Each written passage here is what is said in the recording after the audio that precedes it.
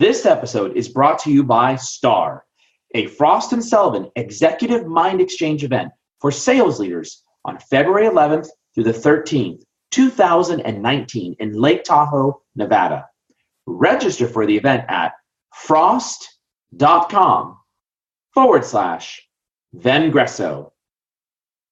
Unless we really start changing our mindset, start personalizing our emails, start creating better quality articles, quality videos, quality content, and really taking this quality approach over quantity, then we're going to continue to drive and race to the bottom, and everybody's going to lose.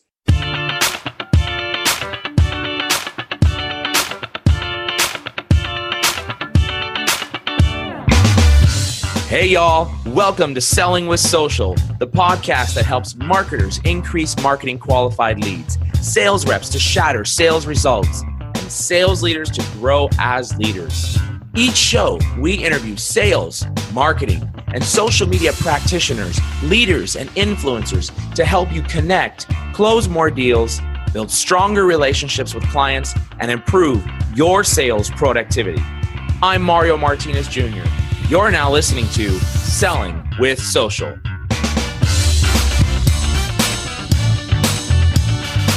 Doug, my man, Vigliotti. I'm super excited, man. Thank you for joining me today on Selling with Social. I appreciate you joining me here on the podcast show. Mario, I'm super happy to be here. That's quite the introduction there. Oh, of course. It's. I know we've been trying to get you on the show here ever since you launched the book, The Sales Paradox, which was at the beginning of this year. You're a tough man to get. You have a busy schedule, so I appreciate you taking the time to be here with me and all of my listeners here on the Selling with Social podcast. It's my pleasure to be here. I don't know if that's totally, I'm not as hard as it seems, I guess, but Let's just put it this way. You've been a tough catch. I guess that's a good thing. I guess that's part of the whole selling thing, right? Scarcity. That's right. That's exactly right. Man, I'm excited because we're going to spend some time talking about the sales paradox here today and some of the concepts that you've got inside there. But do me a favor before we get started. Just give our listeners, we've got salespeople, we've got sales leaders, we've got marketing leaders, sales enablement, business owners that are listening right now. Tell us a little bit about who you are and groundupSALES and where you've come from in your background.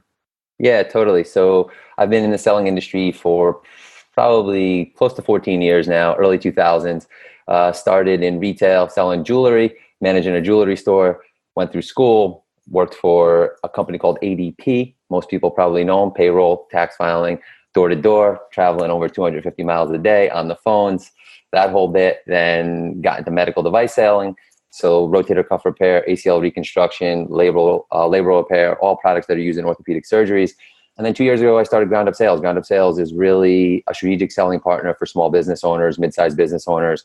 I really focus on sales strategy and looking at different aspects of the sales process and just how you can help business owners improve sales performance through looking at sales process, tools.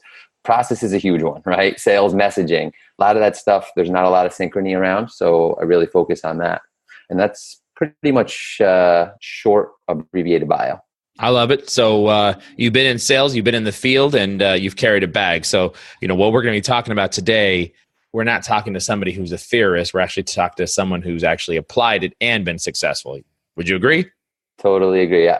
Okay, all right, good. But, I always love asking this question at the start of my podcast, and my listeners have come to appreciate these two questions that I ask, one at the beginning and one at the end. And by the way, I'm going to be changing it up. So for all of you listening in, it's here in 2018. We will be changing that up at the beginning of 2019. So expect something new and different to be coming.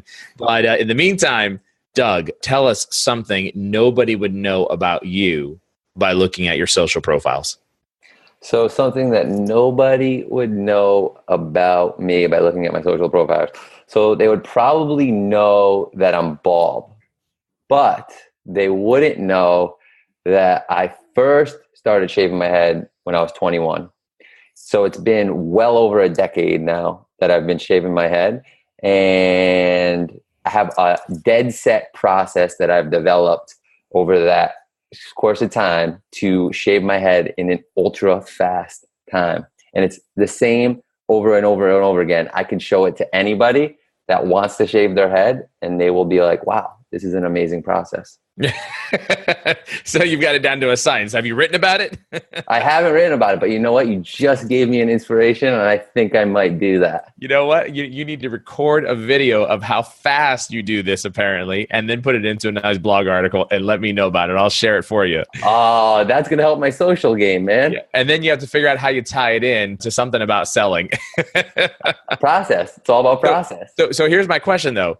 Are you shaving the head because you don't have any hair, or do you have the hair?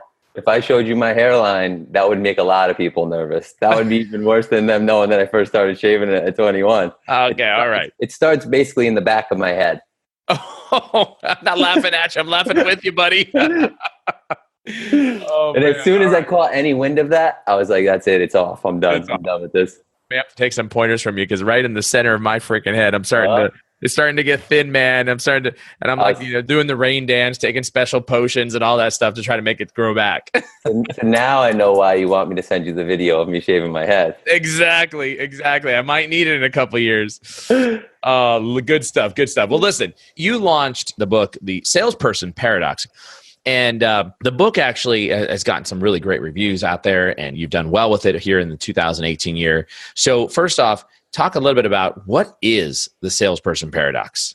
That's a good question. I guess that's a pretty good starting point. So, it all started when I started thinking about why I started in selling. And why I started in selling was the same reason that the majority of sellers start in selling. And I know this because when I do workshops, and when I've done workshops, I've asked the crowd, when we start the workshop, hey, write down, why did you start in selling? And we go around the room, and sure enough, 90% of them, it's the same reason. And you don't probably have to think too long, and you don't have to overthink it. You start because of money, right? You start because you hear you can make a lot of money. You start because selling in society has this notion about it that is the slick talking hustler, the smooth talking shark that's going to make money. And then it's the conditioning that's put on by bosses and coworkers and society over the long term that hardwires you to think money, sell.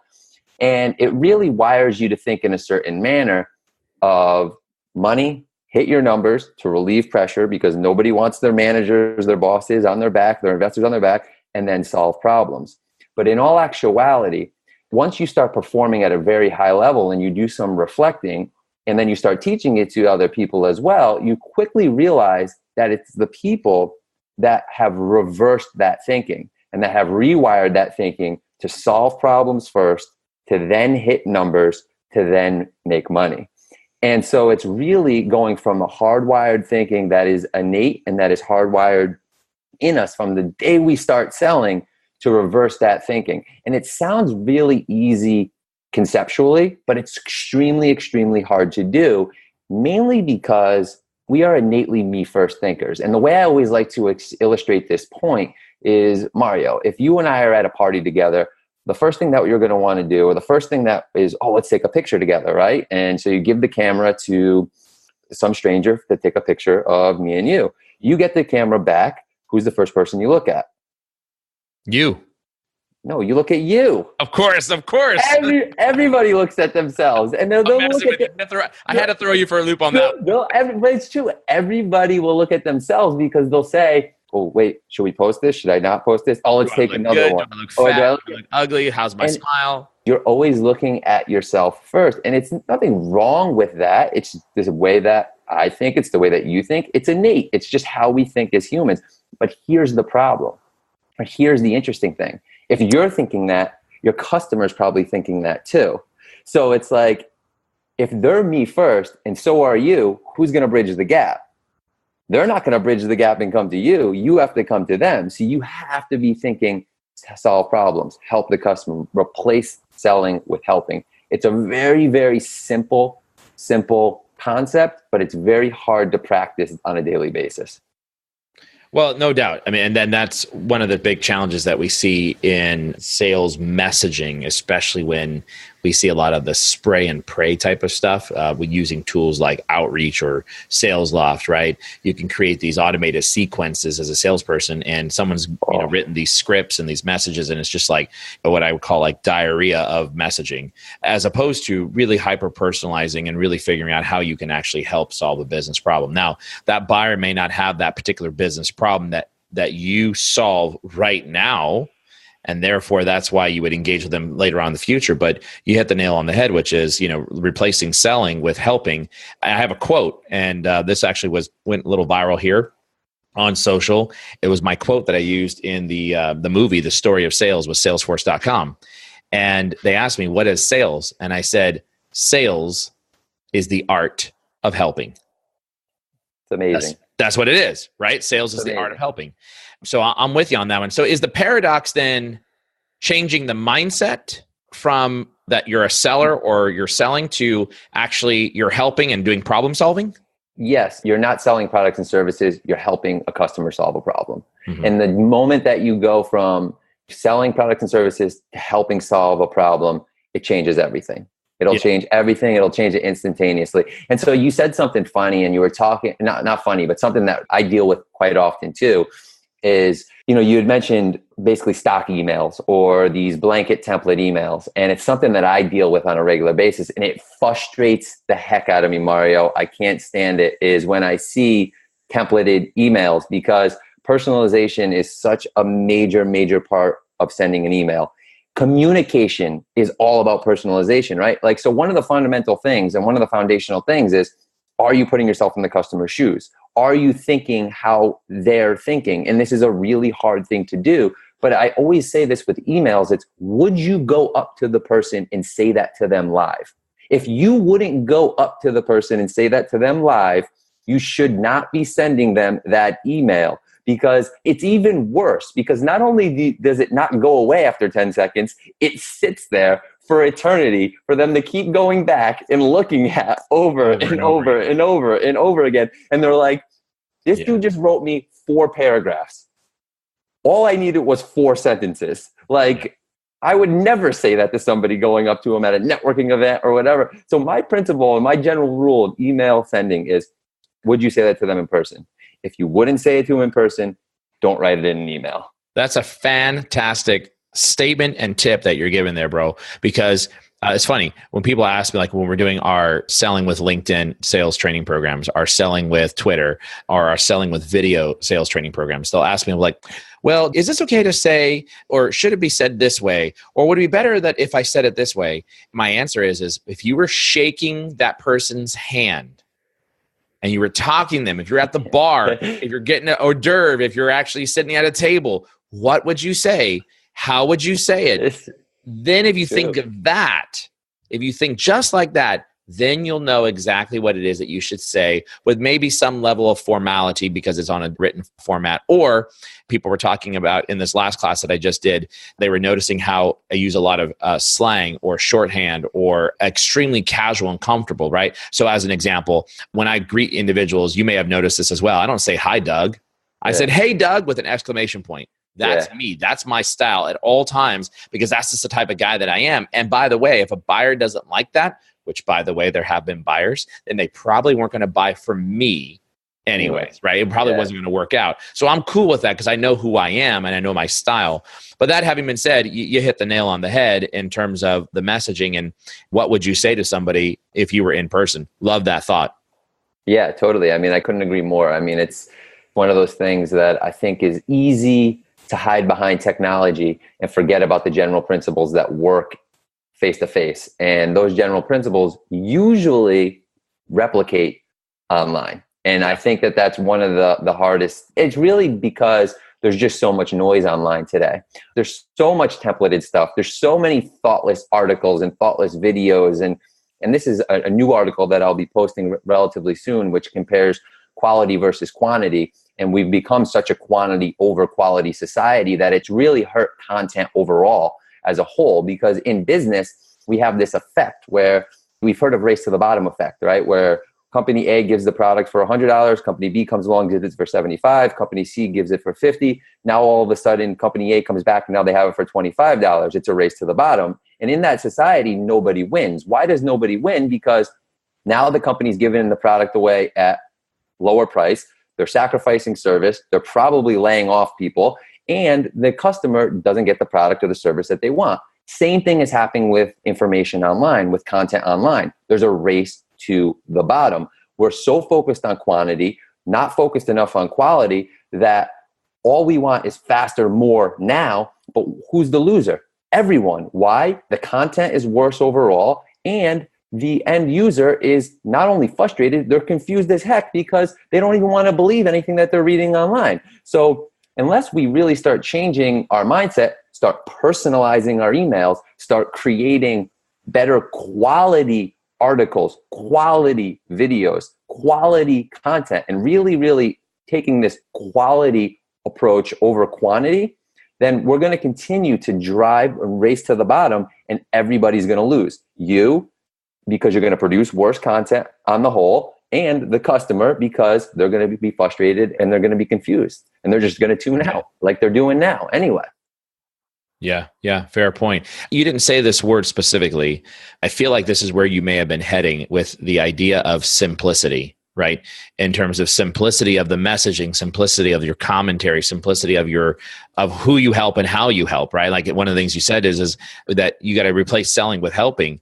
And it's funny because I think if you line up 100 salespeople and say, how do you help your buyer? They're going to start spewing out, in most cases, products, features, and function. Yep. But if you ask me as an example, how do you help your buyer? We help salespeople and sales leaders create more conversations with more qualified buyers. That's how we help. Period. That's it, right? So now you know exactly the business problem that you're solving. And if they don't have that business problem, if a sales rep or sales leader, in Vengreso's case, doesn't have a problem with creating more conversations and they're dialed in, they've got enough conversations going, I can't help you, right? But I think that's one of the challenges. I want to get your thought on simplicity. If you agree that this is where you were going with some of the commentary, that simplicity is super important, tell me about that and tell me why you think it is. Yeah, so I totally agree. And I mean, simplicity for me is the secret to not only reproducibility, but engagement and performance, right? I mean, if you're able to get something to simplify something, I mean, we don't have to go any further than looking at the macro concept of simplicity and look at all these major companies. Look at Apple, look at Facebook, look at Google, look at Amazon, look at Uber, look at all these companies. What they provide to you is a simple, reproducible process that you buy into over and over and over and over and over again. When you can reverse engineer that and create the same thing in your environment, the hard part is, let's talk about why we avoid simplicity. We do it I really think it's 3 reasons. I think 1, it's ego. Ego yells at us and says, we must complicate things because if it's complicated, then I'm the only one who knows how to do it. But the reality is you're losing anyway because you're confusing everybody. So ego is something that is very hard to overcome, but it's a big detriment to simplicity. And what's another reason? Confusion. We confuse simplicity with ease, right? 2 completely different concepts. Simple is not always easy to do. In fact, it's really, really hard to get your thinking super clean, your process super clean. It's really, really hard. As you pointed out, that blanket approach, that spray and pray approach, that is the opposite of simple. You're just relying on complexity and throwing things against the wall and hoping they stick. You're not doing anything to streamline your thinking. You're not doing anything to streamline your process. And then the third reason would be what? Laziness, right? What's simple to do often requires the secret element of it is the compounding of it. And the compounding of it is what's hard, right? Means you have to do it over and over and over and over and over again. And people, quite honestly, don't want to do the same thing over and over and over again because it's hard to do. It's not easy to do. It's not easy if you want to be a better writer, it's not easy to write every day. If you want to be a better salesperson, it's not easy to make 50 calls every single day or 50 emails every single day. It's just not easy to do. And so we don't do it, but that doesn't make it not the right thing to do, And so I think between those 3 things, ego, laziness, and confusion, we really abandon simplicity. But if you look at even the greatest entrepreneurs of our time, Richard Branson's and the Warren Buffett's and the Steve Jobs, they all embrace simplicity. Every single one of them embraces simplicity. And there's no reason why we shouldn't either. But it's just easier sometimes not to because of those 3 reasons I just mentioned. Yeah. Interesting that you mentioned that in terms of this whole concept of simplicity. Here's what I like to do. For all the listeners listening right now on this podcast, I would love for you all, whether it's on the blog post here on Vengreso.com for this blog post or through a LinkedIn message, you're going to send a message to connect with either Doug Vigliotti or myself, Mario Martinez, and you're going to send us a message. And let's put a challenge out there. The challenge is, here's my challenge. You tell me if you think this is good, Doug. The challenge will be, can you state in 1 or 2 sentences, we'll give them 2, just give them 2, just because it's a little bit hard sometimes, 1 or 2 sentences, who you help and what business problem you solve, right? Like I gave the example for Vengreso. We help sales reps and sales leaders create more conversations with more qualified buyers. So I love that idea. I think if they're really serious about positioning themselves, I would say, why does it matter to the customer? So not only who you help, but why does it matter to them? So why does it matter to that customer that they should be doing business with you?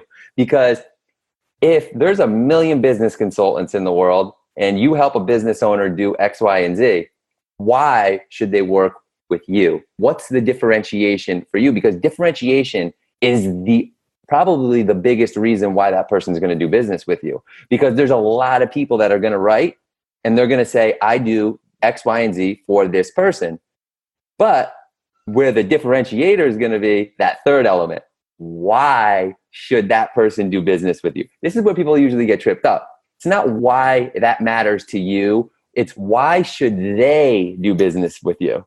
Why does that matter to them? Why is it important that a business owner works with Doug Vigliotti? Because they're going to relieve pressure, because they're going to clearly understand how to communicate their message to the world. These are all things that they can't do right now, right? Like, so if you work with me, I'm going to make sure you know how to do those things. You're going to do more of what you love to do. You're going to relieve pressure and be able to spend more time doing the things that you want to do. These are macro things that they want to do. They just can't do them, right? So I think the why it matters to that person becomes the really, really important piece. I love it. What I want to do is I want to take a moment and I want to talk about what you talk about in the Sales Paradox, the cringe solution. And I want to take a few minutes to understand what is this, quote, cringe solution. But before we do that, I want all of you guys to listen in to this message from our program sponsor. Vengreso is proud to be a partner with Frost & Sullivan on the 2nd annual STAR Executive Mind Exchange Sales Event. Join us at STAR, February 11th through the 13th, 2019 in Lake Tahoe, Nevada, to mix and mingle with forward-thinking sales executives and thought leaders. Vengreso will be leading an interactive session on how to stand out and excel with video to drive more sales. As an event partner, we're excited to extend a $250 savings to all registrants. Simply visit frost.com/Vengreso and use the discount code MARIO at registration. That's www.frost.com/Vengreso, VENGRESO, and use the discount code MARIO. All right. Right before that message from our program sponsor, I asked you about the cringe solution. Now, you talk about this in your writings. Tell me what that is and why is it so important? You know, I kind of came up with the concept in a very novel way. I'm a big believer in the fact that you can't convince a customer to buy something they don't already want, right? And we have these things that we come across every day that we want. And in order to say no to them, what do we have to do? We have to cringe to say no to them, right? So we can't guarantee that it's going to be a yes, but we cringe to say no to it. So how do we create these cringe solutions that aren't going to guarantee a yes? Because you can never guarantee a yes. And anyone that promises a yes or promises a purchase, they're selling you a pipe dream. They're selling you uncertainty when there's nothing certain about this world. But what you can do is position yourself in a manner that's going to be most optimal for the customer to say yes to you. And that's what a cringe solution is. And why is it important, right? So I didn't even address that. It's important because for a lot of the things that I just said, but even more so, the world that we're living in today, and I kind of touched on this before, is extremely noisy, right? And for two major reasons. Selling itself has completely changed. Even since I started back in the early 2000s, selling has completely changed. The transparency of sellers, but the access by consumers today is completely different. And consumers now have unlimited access to information. And in many cases, you're not even the expert of your own product anymore. You may feel like you are the expert, but you're not. And I'll really think about it logically. If you sell 400 products, if you sell 10 products, your customer's only buying one of those products. How much research do you think they're doing on that one product before they interact with you? Meanwhile, you're servicing 10 different products, 20 different products, 40 different products. They're doing a lot of research. And let's boil it down right to a car. I don't need a dealership anymore. I could find out just as much about a car as any person selling me a car. So what is the dealership doing to help me buy? They have to create a solution to a problem that I'm having. Otherwise, there's no point of having dealerships anymore. There's no point of having reps anymore. There's no point of having sales associates anymore. And in all actuality, we're turning more into a world where the consumer, and don't go too far, to use yourself as a sample size of one, you are a consumer. You buy what you want, when you want it, how you want it.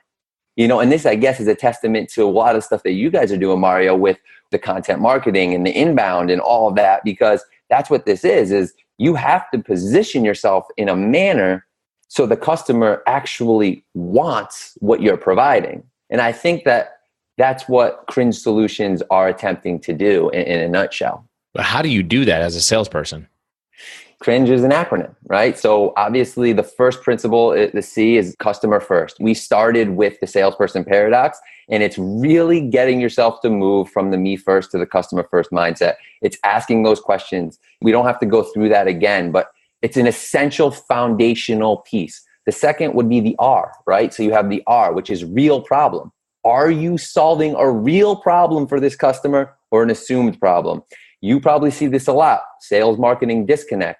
Marketing in big organizations, a lot of times marketing and sales are not on the same page, right? And so you have marketing pushing down proposed problems, but are they real problems of our customers? Are we getting to the intent of the customer? Do we really know why I'm buying a car from you? Do we really know why? Maybe I want to show off to my friends. Maybe I want to bring the kids to the soccer field. I don't know. Why is my customer really buying from me? So we have to understand why the customer is really buying from us. And we have to answer this question honestly and drill down on it. So I didn't give you this. There's a certain baseline question for customer first, and it's, does the customer feel like they've won? So after the customer has interacted with our solution, do they feel like they've won? And this is really important, because if the customer doesn't feel like they've won, they're not going to come back and do business with you again. So it doesn't matter if they actually win. And I'm a big proponent of providing great service, but they have to feel like they've won. And so that's a strategic question that you really have to drill down on. In the real problem bucket, the strategic question that you really have to drill down on is, am I giving the customer what they actually want? Have I actually found the intent, right? Like, have I actually found it? And a lot of times you're missing on that. And again, going back to your content piece, you could be writing content that is missing what they actually want in a major way, right? And so it's understanding that disconnect. And then the I is immense value, right? So you have to be able to provide immense value in your solution. You have to make sure the value supersedes the price, not in your eyes, in the eyes of the customer. And a lot of people default immediately to tangible value, right? Something that I call tangible value, but I always like to look at intangible value, because if I tell you, oh, this product is worth $10,000 and I'm going to give it to you for $5,000, you may not think it's worth $10,000. You may think it's only worth $5,000. So is that real value to me? No, not at all. So what are the real value levers that we can pull? Time, ease, status, adding money into their pocket or saving them money, right? So it's time. How could I save the customer time? Or how can I increase my speed of delivery? Status. Who do they want to look good toward? And how can we make them look good toward that person? Ease. How could I make it easier for the customer to do business with me, right? How could I make it easier on the customer to transact with me? And then there's the money piece, which is, how could I reduce their cost and how could I make them money? So these are real ways that you can add value. Now, again, these are strategic. I'm not telling you there's one way that you could do it, but if you're thinking on this manner and you're drilling down, you're going to find the tactic that'll work in this case, right? So, but those are interchangeable. They change like the wind. It's just inevitable. And then there's the G, which is good timing. The G is, it doesn't matter. Wait. What was the N again? Oh, the N. I missed the N. The N is non-negotiable. And I don't mean the solution itself is non-negotiable. This is a mindset thing. And the way I like to describe this is it's one strategic question that you drill down on over and over and over again. Do you feel the customer is better off with you or without you? And the reason why that's so important and so powerful is think about all the times you've had unequivocal belief in something. You've sold that product because you really believe that person was better off with it than without it. This is the show of us pretending we're at a bar together drinking beers. You're back in college. You're back in high school. We're around with the buddies drinking beers. One guy says to you, let's go to Louis' Lounge. The other guy says to you, let's go to Pete's Pub. You stand up tall, Mario, and you say, do you guys not remember Sal's Lounge last Saturday? That place was crazy. What's going to happen?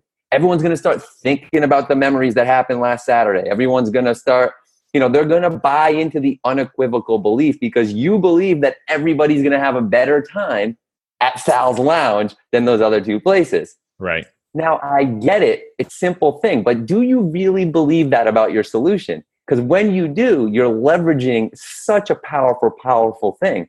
And there is somebody in your industry that believes that about their solution. I promise you that. So if you're not believing that about your solution, you're playing at a big disadvantage. So your non-negotiable, though, is your own individual mindset. Yes. It's a non-negotiable that if you don't believe that you're going to help a client, if you don't believe that your platform or solution or technology or service is going to create a lasting change or a benefit, then you're never going to be able to sell. Is that kind of the idea? That is the idea. And I'll put it in a different term. You have certainty in the fact that you can help them, but not certainty in the way you're going to be able to help them. So you are certain that you are the person that is going to be able to help them, or you are the company that's going to help them because you know that you have the tools, you have the resources, you have the right stuff. It's like when a client gets off a phone call, when they're going through a process and they're evaluating your service or your platform and they're asking questions about how do you do this? How do you do that? How would you deliver? How would it impact? What are some of the components? What are some of the features? Now, if they get off the phone thinking, yeah, I think so, then in my opinion, 50% of that, yeah, I think so, is caused by the fact that you did not have this non-negotiable, your own individual mindset, that you did not believe that what you had was going to solve that problem. Because I can't say every single customer, but every single customer that I speak to that we're engaged with, that I'm brought into the deal in the middle of the cycle at the 11th hour that I'm brought in, it's to help them see that we can help them get to where it is they want to go, right? And if they walk away thinking, I didn't do my job because I personally don't believe it, right? Totally. Yeah, you're leveraging the power of unequivocal belief. And these are the kind of things that people can go and they could sell you all kinds of systems and they could sell you all kinds of strategies and methods and all this stuff. But this is the stuff that really, really works. I'm telling you, it works. You're a testament to it. It's when you believe in something, you sell it. So could you check off that box about what you're selling? If you can't check off that box, then you're at a serious disadvantage. Right. So really drill down. Do you believe the customer is better off with you than without you? It's really that simple. Do you believe the customer is better off with you than without you? Right. If someone in your industry believes that. And it's funny because my whole entire career up until forming Vengreso, I always worked for the underdog. The underdog was the smallest of the players in the marketplace, the person that had the worst this, the worst performance that, the worst. For me personally, I still always killed it because I believed that if I could find my buyer, the right buyer, that I could help solve in the right areas. For example, one of the big national accounts that we took on, 98% of all of their employee population out of 70,000 employees, right, lived inside of the major metro area. Now, when I was selling for telecommunications, and in this case, it was a wireless solution, I knew that if you had majority of your users who lived outside of that major metro area, we were going to suck. We were going to really suck badly. But now I figured out, let's do some reverse analysis. Where do you folks live? 98%. Boom, I'm right there. Yes, we absolutely can help you. And I bet you anything that you did this is you utilize that to build trust. You utilize the fact that you didn't perform well in certain areas to build trust, because knowing what you can't sell is just as important as what you can sell. Because if you're able to advocate to the customer what you're not, and where they should defer and where they should go somewhere else, that only builds trust. That builds Absolutely. So much trust. You've become a resource for the customer. They call it sales prevention. You prevent crappy sales from happening so you can have the sales that should happen actually happen. Yeah, I'm totally on board. I'm totally on board. All right. We're running out of time here. We missed the G and the E. What's the G and E? I'll be quick. G is very, very simple. I know you're doing it with buyer personas. I know you're doing it. It's you got to know who your customer is. You got to know who your competition is. You've got to increase awareness. You've got to leverage. You've got to create. You've got to optimize good timing for yourself. And the way you do that is through speed and awareness. Awareness of who your actual buyer is, who your actual customer is, who your competition is. And quickly, competition comes in 4 different forms: indirect, direct, external, and internal. Yeah. Direct is exactly who you're competing against. Indirect are the people that are solving the same problem you're solving in a different industry. Quick example of that: you're a weight loss coach. Someone can buy diet pills. You're selling weight loss. The diet pills are solving weight loss. So you're not just competing against other weight loss coaches. You're competing against diet pills, right? So that's an indirect competitor. Then you have the external and internal. External is everything that's happening external that you can't control that's happening in your industry. Your customers' ambivalence, your customers' confusion, your customers' lack of knowledge in your industry. That's competition for your business, because you're not going to win that business if they can't understand what you're doing in it, or anything that happens politically, anything that's happening external that's affecting your business. That's a way to evaluate it. And then there's internal. Internal is fear, stuff that's going on inside of your own head, inside of your own body, things that are preventing you from that's competing for your business, right? So you've got to be able to understand your competition, and you've got to understand good timing. When you combine speed and awareness, you can really, really do a lot of damage with timing, because you can anticipate what's going to happen and then have a plan to deliver when it does. Give you a perfect example from a content marketing piece is, if the election's about to happen, right? Election's about to happen. You have, how is my industry, X, Y, and Z industry, get affected by Hillary Clinton? Or how does X, Y, and Z industry get affected by Donald Trump? You have both articles ready to go. Next morning, as soon as the winner comes, boom, you drop that article. You knew that someone was going to win the president of the United States. So whichever one it was, you were ready to go. And now you're going to have 250% more traffic on your website that day. You're going to have 250% more traffic on your LinkedIn profile. That's anticipating what's going to happen and then having a plan to deliver when it does. That's optimizing better timing. So the G stood for you got to know? Good timing. Oh, good timing. Okay. All right. Sorry. I can talk and I can go on tangents. So and the E I stood for, what does the E stand for? It's the best customer acquisition strategy I've ever, I know. Easier to say yes. You've got to make, how low is your barrier of entry for your customer? Anytime 2 people sit down and do business with each other, one person is assuming more risk than the other. It's just the way it is. Mario, I hire you to do a job for me.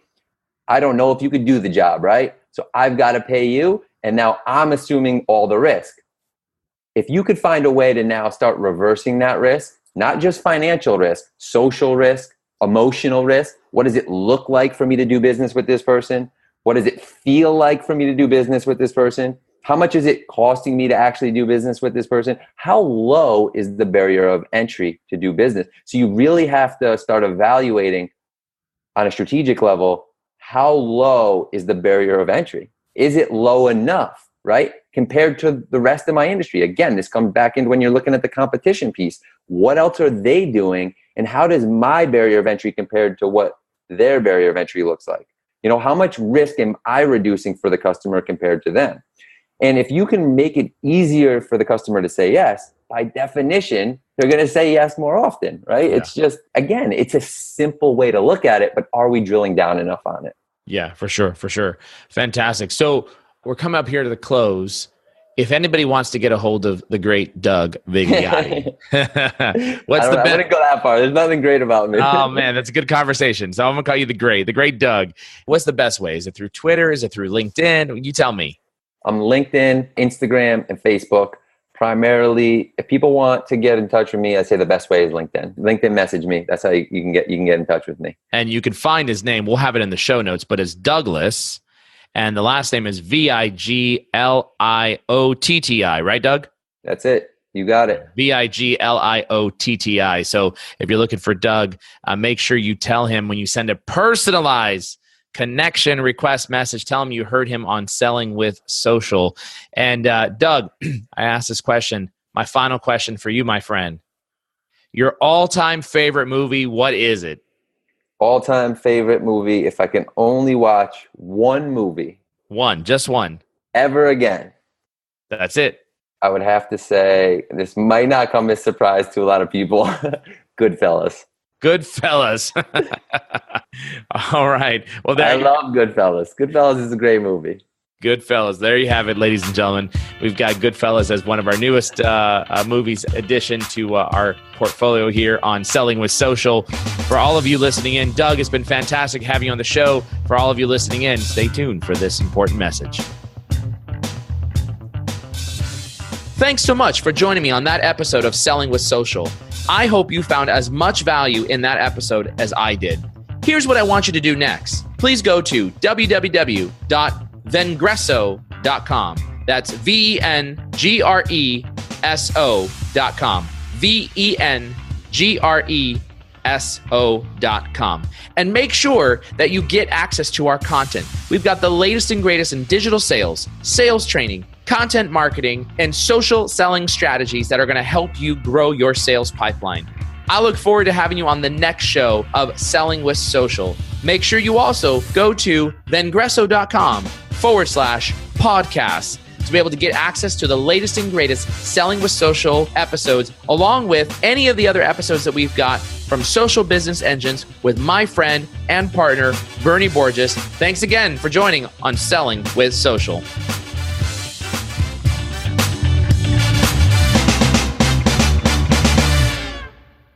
Did you register yet for the STAR event? STAR is a Frost & Sullivan Executive Mind Exchange event for sales leaders taking place February 11th through the 13th, 2019 in Lake Tahoe, Nevada. Make sure you register for the event at frost.com/Vengreso and use the discount code MARIO at registration for a $250 savings.